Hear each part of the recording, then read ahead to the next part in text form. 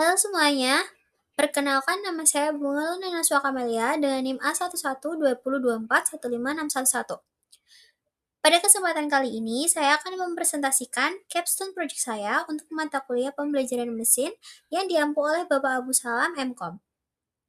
Proyek ini berjudul Prediksi Frekuensi Bencana Alam Global berdasarkan data historis MDAT 1900 hingga 2023 menggunakan machine learning dan dashboard Streamlit. Latar belakang proyek ini berawal dari klaim publik yang menyatakan bahwa frekuensi bencana alam terus meningkat dari tahun ke tahun. Melalui analisis kuantitatif menggunakan data historis Emergency Events Database atau MDAT selama 124 tahun terakhir. Kita akan menguji klaim tersebut secara objektif dan ilmiah. Mari kita bahas perumusan masalah dan metriknya. Permasalahan ini dirancang sebagai supervised learning menggunakan algoritma regresi. Target yang kita prediksi adalah disaster count atau jumlah kejadian bencana alam. Target metrik kesuksesan yang kita tetapkan untuk model di tingkat lokal adalah mean absolute error atau MAE di bawah 0,5 kejadian per periode prediksi. Hasil prediksi ini diharapkan mampu merencanakan mitigasi bencana berbasis data empiris. Dari proses exploratory data analysis atau EDA terhadap lebih dari 10.000 kejadian bencana global, kami merangkum beberapa temuan kunci. Pertama, Amerika Serikat, Tiongkok, India, dan Indonesia di peringkat keempat mencatat jumlah bencana historis tertinggi. Kedua, bencana hidrometeorologi, yaitu banjir atau flood, dan badai atau storm, mendominasi catatan bencana dengan menyumbang lebih dari 62% kejadian secara global. Ketiga, frekuensi bencana terbukti meningkat tajam sejak dekade 1950-an. Untuk memvalidasi tren ini, pada level yang lebih granular, saya melakukan studi kasus khusus untuk bencana banjir di Indonesia. Data yang terisi dikelompokkan per dekade. Karena dekade 2020-an baru berjalan 4 tahun hingga batas akhir data di 2023, kami melakukan normalisasi laju tahunan agar adil. Hasilnya sangat mengejutkan. Terjadi lonjakan frekuensi banjir rata-rata per tahun sebanyak 7,5 kali lipat. Dari yang awalnya hanya 0,3 kejadian per tahun pada dekade 1960-an.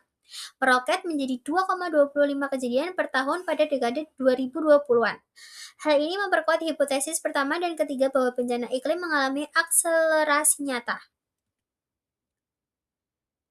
Tentu saja, data mentah tidak bisa langsung dimasukkan ke model. Kami menerapkan pipeline pre-processing yang ketat.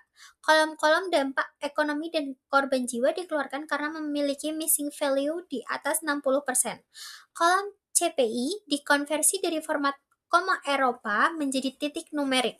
Kami melakukan agregasi target, dan yang paling penting, kami menyaring kombinasi negara dan bencana yang memiliki data di bawah 5 tahun unik agar model tidak mengalami overfitting. Hasilnya terpilih 488 kombinasi yang mumpuni untuk dilatih. Untuk pemodelan perkombinasi, saya membandingkan performa linear regression dan KNN regression. Hasil evaluasi menunjukkan bahwa linear regression keluar sebagai pemenang mutlak di tingkat lokal, unggul pada 77%, kombinasi 376 dan 488. Hal ini terjadi karena mayoritas deret waktu historis kebencanaan di tingkat lokal cenderung bersifat linear atau monoton, sehingga garis tren sederhana bekerja lebih baik dibandingkan pendekatan rata-rata lokal dari KNN. Bagaimana dengan hasil prediksi masa depan? Berdasarkan model terbaik untuk Indonesia, pada tahun 2027, bencana banjir atau flood diproyeksikan tetap menjadi bencana paling sering terjadi di Indonesia dengan nilai prediksi 2,66 kejadian, disusul oleh badai atau storm sebesar 1,54 kejadian dan gempa bumi atau earthquake sebanyak 1,20 kejadian. Informasi ini sangat krusial bagi penyusunan peta prioritas mitigasi bencana nasional. Selain pemodelan perkombinasi, kami juga melakukan eksperimen validasi yang lebih ketat di tingkat deret waktu global yang digabung per tahun. Pembagian data dilakukan secara berurutan waktu temporal split tanpa diacak, 70% latih, 15% validasi, dan 15% uji.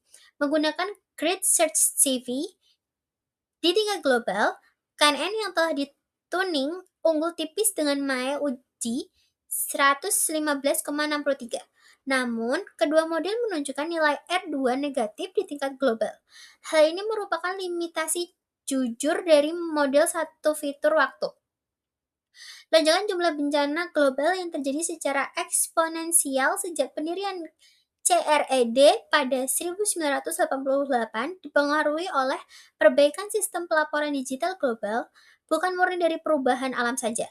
Sehingga, model tren waktu sederhana cenderung meremehkan lonjakan akselerasi tersebut. Selanjutnya, untuk mempermudah akses bagi pengguna non-teknis, seluruh model dan hasil proyeksi ini telah dideploy ke dalam dashboard web interaktif menggunakan Streamlit Cloud.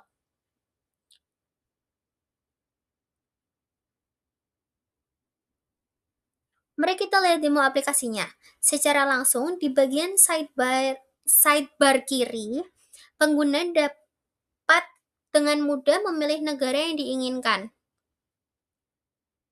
Misalnya kita pilih Indonesia.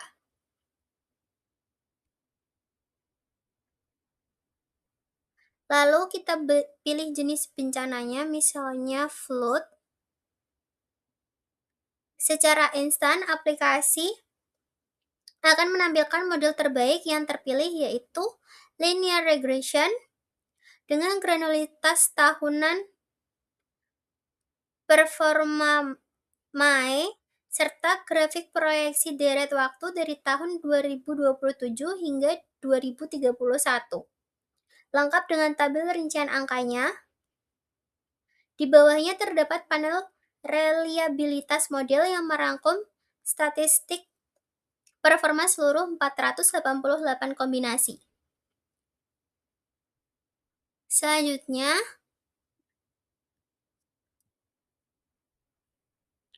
semua kode program, data agregat, dan artefak pemodelan juga telah didokumentasikan dengan sangat rapi dan terstruktur di repositori GitHub saya. Sesuai dengan struktur standar industri, memudahkan proses kolaborasi dan pengembangan lebih lanjut. Di sini sudah saya masukkan ke dalam GitHub semuanya.